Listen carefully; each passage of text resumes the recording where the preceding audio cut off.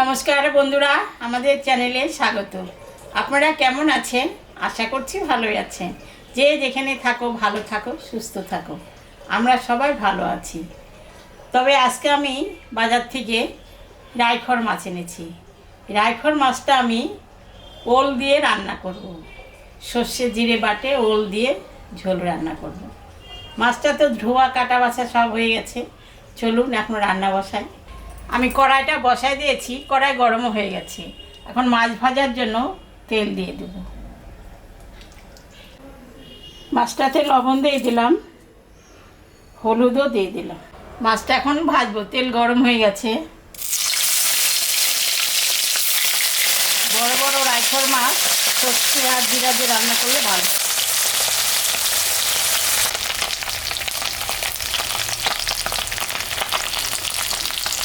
মাছটা ভাজা হয়ে গেছে, এখন আমি তুলে নিই।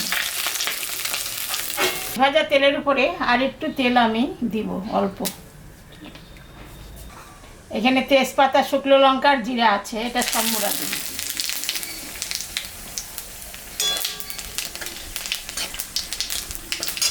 এখন আমি পেঁয়াজটা দিব।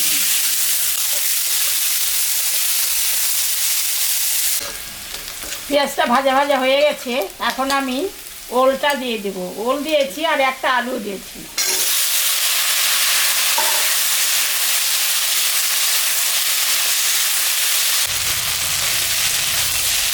এটা ভাজা ভাজা হয়ে গেছে তরকারিটা। এখন আমি স্বাদ মতন লবণ আর পরিমাণ মতন হলুদ দিয়ে দিলাম।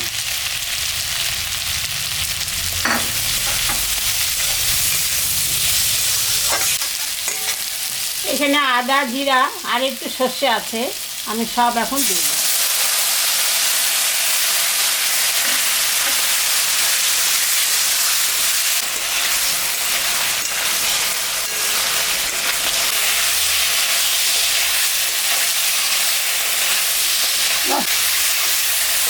মশলাটা কষানো হয়ে গেছে, এখন আমি ঝোল দিয়ে দিই।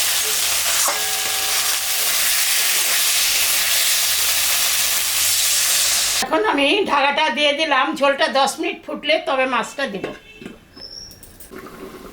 10 মিনিট হয়ে গেছে, ঢাকাটা আমি তুলে নিলাম। এখন আমি মাছটা দিয়ে দেব। মাছটা দিয়ে দিই।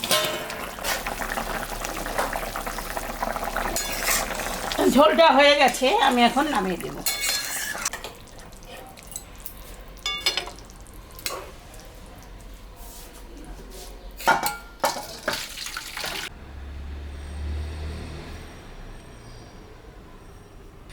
দেখলেন তো বন্ধুরা, আমি রাইখর মাছ দিয়ে আর ওল দিয়ে, মানে সামান্য একটু সর্ষে দিয়েছি। গরম পড়ে গেছে আজকে প্রচণ্ড।